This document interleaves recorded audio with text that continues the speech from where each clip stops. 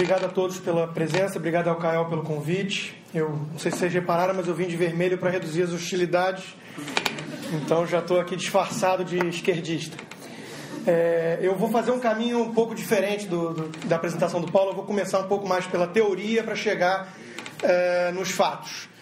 E a teoria, para discutir reforma administrativa, deve passar inevitavelmente pela função do Estado, o que nós consideramos função precípua do Estado. E a primeira coisa que eu vou argumentar é o que o Estado certamente não deve fazer. O Estado não deve, em hipótese alguma, ser empresário. Essa ideia de Estado empresário como locomotiva do progresso, tão cara aos desenvolvimentistas de todas as matizes, né? E aí eu só faço um parênteses para concordar, infelizmente, que no Brasil o liberalismo nunca deu o ar de sua graça. O que nós temos são várias frentes de esquerda diferentes, né? O próprio ex-presidente Lula reconhece isso. Há uma hegemonia de esquerda na política nacional. Mas os desenvolvimentistas tomam, então, o Estado como esse ser benevolente, clarividente, onisciente, onipotente. É uma espécie de Deus laico, né? Onde vai, então, de cima para baixo, na base da canetada, decretar o progresso e tomar conta dos rumos da economia. Eu acredito 100% no oposto disso, e eu vou tentar explicar por quê de forma muito sucinta, com base em algumas teorias. Em primeiro lugar, o mercado é uma grande ordem espontânea. Ele não foi criado nenhuma construção deliberativa, um construto abstrato decidido numa sala por burocratas e políticos. Ele é uma ordem que emerge de forma espontânea, de baixo para cima. É a famosa metáfora de Adam Smith da mão invisível. Quer dizer, nós temos os bens que nós consumimos e demandamos graças a essa mão invisível que cada um, seguindo seus próprios interesses, acabam trazendo aos consumidores, né? Nós não esperamos a carne do nosso jantar da benevolência do açougueiro, e sim dele preocupado em atender seus próprios interesses. Então, a primeira premissa básica que nós devemos ter para discutir a função do Estado é o que nós pensamos sobre a natureza humana.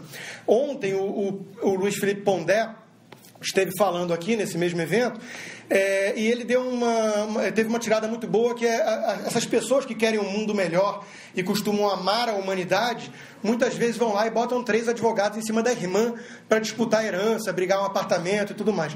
Então tem uma frase muito boa do Nelson Rodrigues, que eu amo a humanidade. É fácil amar a humanidade, difícil é amar o próximo.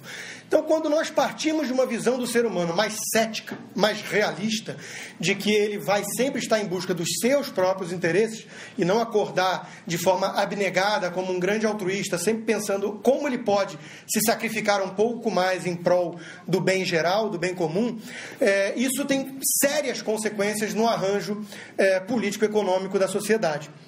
A primeira coisa que nós vamos entender é que o poder corrompe, e o poder absoluto corrompe absolutamente, como falava Lord Acton.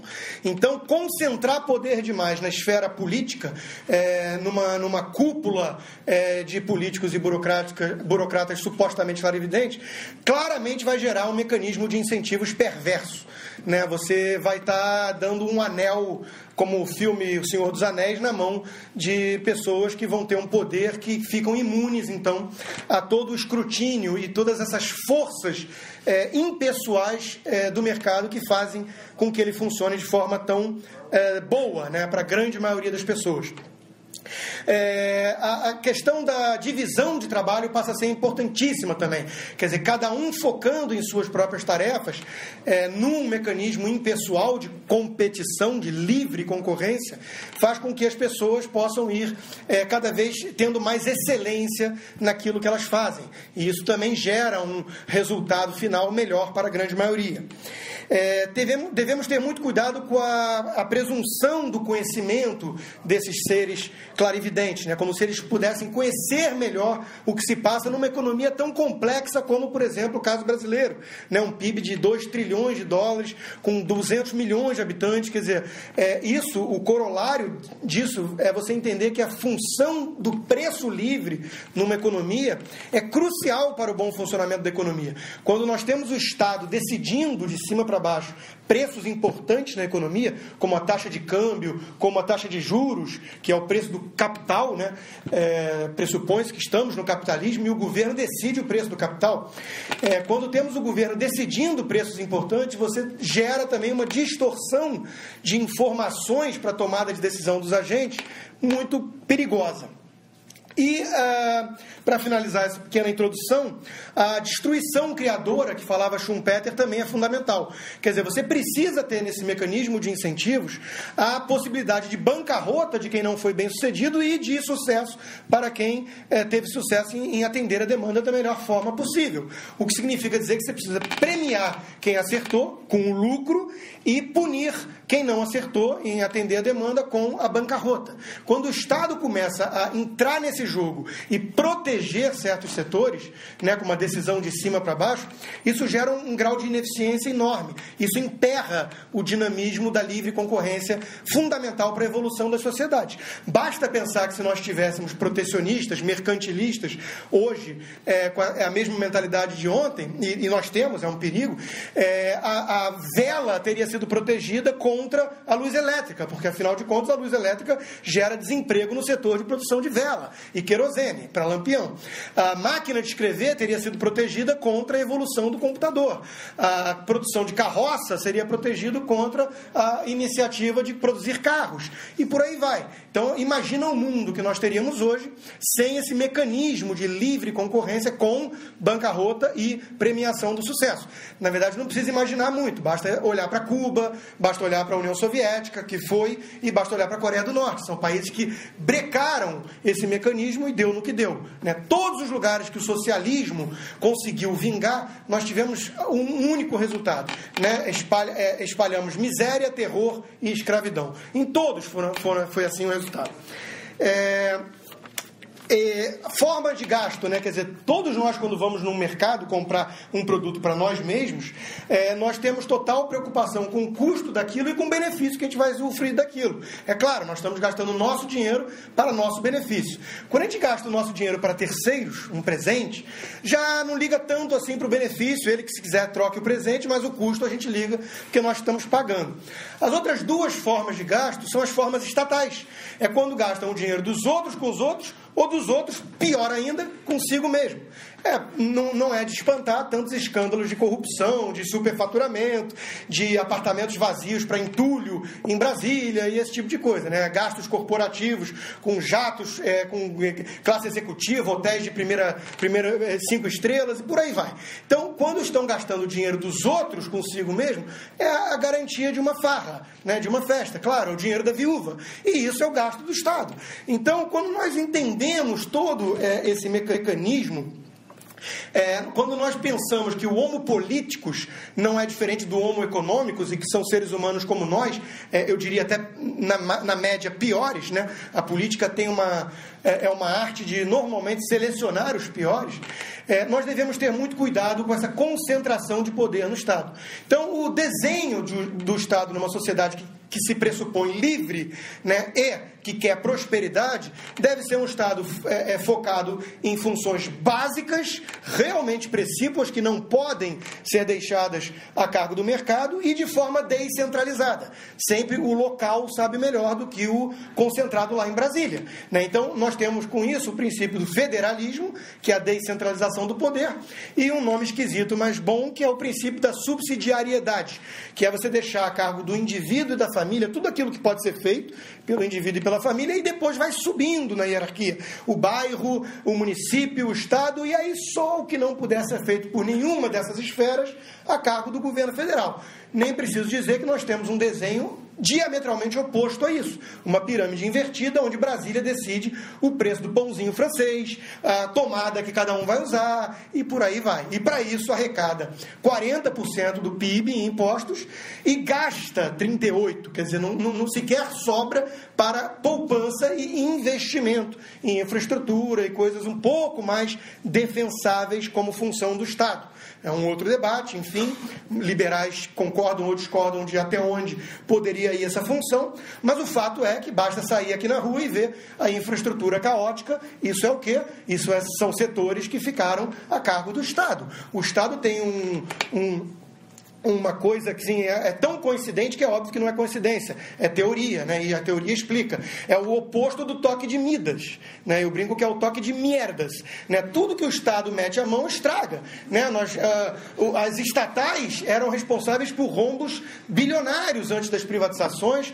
A Petrobras, orgulho nacional, né? Está aí até hoje sem a autossuficiência tão prometida há 45 anos, né?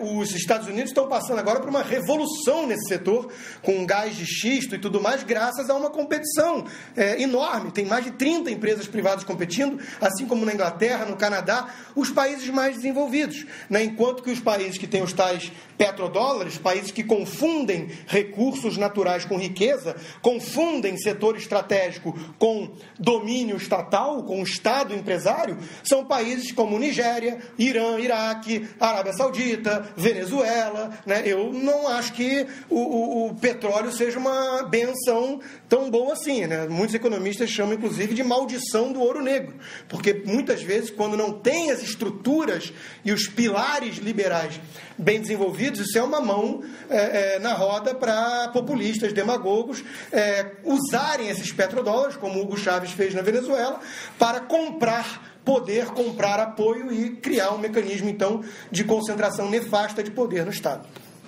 Então, esses são as razões, são os motivos pelos quais o Brasil precisa reduzir drasticamente o papel do Estado. Nós temos aqui o oposto disso tudo que eu falei. Nós temos um Estado ultra inchado, nós temos um Estado ultra intervencionista, ultra protecionista, mercantilista, todos esses istas que passam longe do capitalista liberal de fato. Nós temos no Brasil um modelo de capitalismo de compadres, né, onde o governo se junta a campeões nacionais via BNDES, via protecionismo, barreiras comerciais, para selecionar então esses campeões. Nós já vimos isso antes, né? Eu acho curioso, às vezes o PT fala tão mal da era militar, mas a Dilma e o Lula são muito parecidos com a era Geisel, muito parecidos. Criação de várias estatais, a mentalidade de que tudo vai ser decidido lá de Brasília, a Delfim Neto e esses outros acólitos do governo que defendem esse modelo parecem não entender o que é o mercado, quando eles dizem que não entendem por que os espíritos animais não foram despertados e o mercado está tão inseguro com a Dilma, dado que ela tem escutado o mercado. Ela se reúne lá em Brasília com 30 pessoas. Isso é um mercado aonde, cara pálida? Isso são 30 grandes empresários, isso é um modelo diferente, isso é um modelo que Mussolini levou para a Itália, chamado fascismo. Isso é um modelo de concentração de poder em sindicatos, governo e grandes empresários. Isso não tem nada a ver com o que os liberais defendem. Os liberais defendem a livre concorrência. Os liberais acham que o governo não deve se reunir com 5 ou 10 empresários e perguntar o que vocês querem que o Estado faça por vocês. É o contrário. A expressão laissez-faire surgiu, supostamente, como reação ao ministro Colbert, na França de Luís XIV, onde ele haveria perguntado o que mais eu posso fazer por vocês, e alguém levantou e falou: chega, não faça mais nada, deixe a gente passar, deixe a coisa livre, né? Então, o desenho do Estado no Brasil, infelizmente, segue essa mentalidade hegemônica no país, onde olha para o Estado não como uma entidade feita por seres humanos de carne e osso, normalmente os piores, sob os piores mecanismos de incentivo. Olha como se fossem clarividentes, como se fossem santos abnegados e com um poder de enxergar toda essa complexa economia que simplesmente inexiste, né? Eu cito como um exemplo aqui, só para ilustrar, essa arrogância fatal que chamava Hayek, né, economista prêmio Nobel da escola austríaca, de achar que tudo pode ser decidido com base na razão, com R maiúsculo, num modelo de poucas pessoas tomando decisão numa sala dessas, foi a criação do Esperanto, né? O Esperanto foi criado por um sujeito genial, ele era brilhante, e ele realmente criou uma língua onde tinha todos os pré-requisitos racionais para funcionar a contento de forma universal. Deu no que deu. Hoje, se tiver 10 milhões de gato pingado num mundo de 7 bilhões que falam Esperanto, é muito, né? Virou mais uma coisa de seita lá. Por que não funcionou? Porque língua também é um organismo vivo, tal como o mercado, né? Ela vem de baixo para cima, ela funciona como uma ordem espontânea, ela não funciona com base na decisão e na canetada de governo, né? Por isso que não deu resultado. Nós tivemos, então, para chegar um pouquinho mais na questão prática, nós tivemos essa hegemonia de esquerda, onde o menos pior foi, sem dúvida, Fernando Henrique Cardoso, que passa longe do ideal defendido pelos liberais. Collor tem o seu mérito por ter aberto a economia, né? Isso foi um choque de realidade, de competição para muitos, que fez com que tivessem que correr atrás da eficiência, né? As famosas carroças vendidas a preço de Ferrari no Brasil, que não está ainda tão diferente, né? Mas melhorou muito, mas o imposto de importação ainda é 150% para trazer um carro. Nós tivemos 3 grandes pilares importantes no governo Fernando Henrique Cardoso, todos eles é importante ressaltar, contra e de forma virulenta o PT. O PT foi contra todos esses 3 pilares importantes. Quais são eles? Lei de responsabilidade fiscal. Qualquer doméstica, ou qualquer dona de casa, ou qualquer pai de família compreende esse conceito. É preciso gastar menos do que arrecada. No Estado, essa grande ficção a qual todos querem viver à custa de todos não compreende isso. No Estado apenas tira de João para dar para Pedro. Então os recursos estão ali. Lei de responsabilidade fiscal. O Plano Real, que não foi uma grande intervenção estatal, foi um plano de redução dos absurdos e abusos da gastança estatal que ajudou a conter a inflação, e que o PT foi contra, e o câmbio flexível, que também não era uma bandeira de convicção do PSDB, que sempre foi de esquerda, né? Sempre foi de esquerda. Não era uma convicção, eles seguraram até o segundo mandato o câmbio fixo e só soltaram por conta de uma pressão absurda do mercado, né? Então eles tiveram que soltar porque as reservas estavam desmilinguindo e acabando. Fora isso, nós tivemos a importância, sim, da questão das privatizações. Imagina hoje como seria Telebrás até hoje. As pessoas mais jovens podem não saber, mas você ficava na fila, esperava 2 anos para conseguir um aparelho que você declarava em imposto de renda, porque era um patrimônio. Custava $4.000 uma linha de telefone. Você tinha esses rombos bilionários que o governo tinha que ficar o tempo todo colocando mais recursos nas estatais. Por quê? Porque não tem a punição do mercado. Se a empresa é ineficiente e ela não precisa atender o consumidor para sobreviver com lucro, ela pode simplesmente dar o luxo de não ser eficiente. E o governo vai lá e sempre bota o dinheiro da viúva, leia-se nossos impostos, para salvar empresas incompetentes, né? Isso foi assim desde sempre. Vários outros setores, Vale do Rio Doce, Embraer, várias empresas que, quando privatizadas, tiveram um choque de eficiência absurdo, o que gerou bilhões e bilhões de reais de recursos extras para os cofres públicos, via arrecadação maior de imposto, que não gerou desemprego coisa alguma, isso é mito, talvez num único espaço de tempo de muito curto prazo, porque, obviamente, as estatais são hiperinchadas, né? Cabide de emprego, todo mundo sabe. Então, depois, manda embora os encostados, mas contrata e paga melhor para manter o quadro efetivamente produtivo, e por aí vai. Hoje nós temos o quê? Nós temos o governo Dilma e Lula já anteriormente rasgando esses pilares importantes de reformas administrativas e do Estado feitos pelo governo Fernando Henrique Cardoso.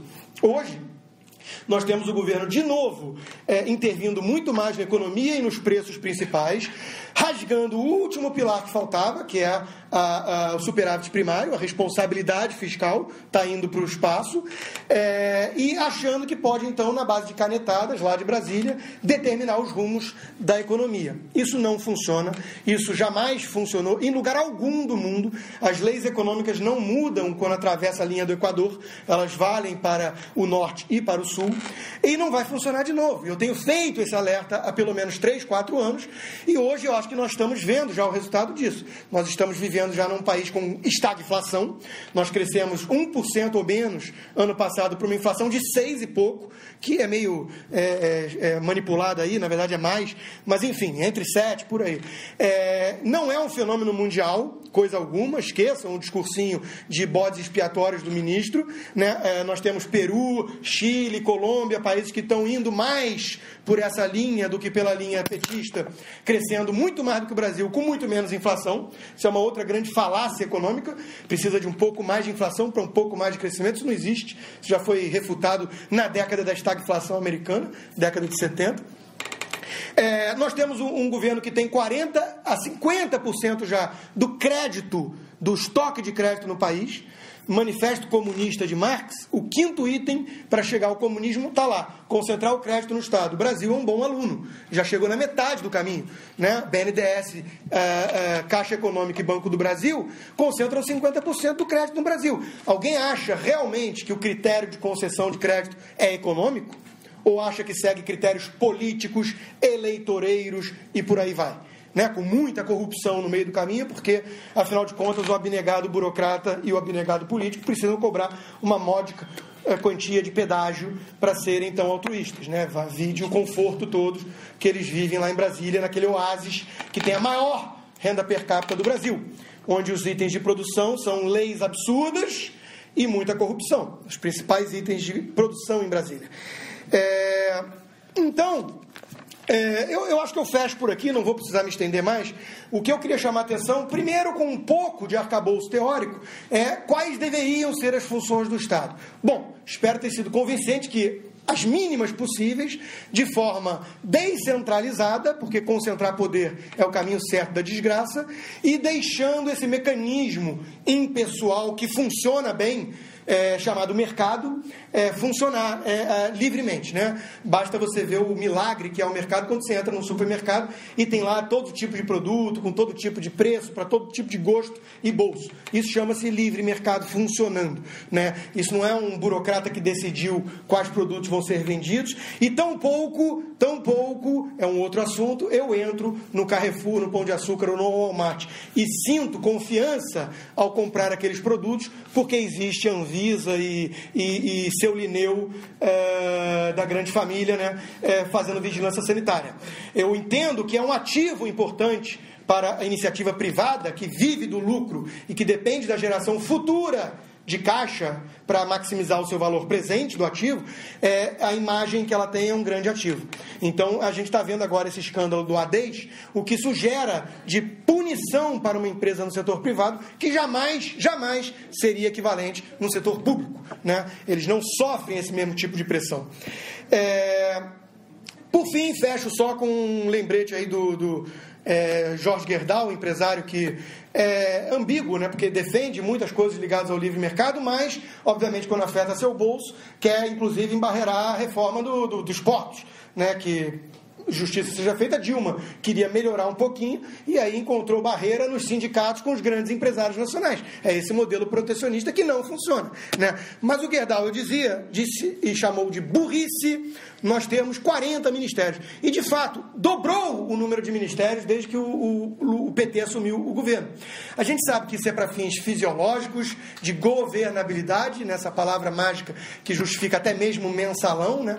E por aí vai. Então, eu fecho aqui dizendo que nós estamos, infelizmente, à contramão de tudo aquilo que nós deveríamos prezar como papel fundamental do Estado, e estamos longe do dia em que teremos, finalmente, o liberalismo ou o neoliberalismo, que seja, para acusar por todos os males do país, né? Porque esse esteve mais longe do Brasil até hoje do que Plutão da Terra. Obrigado.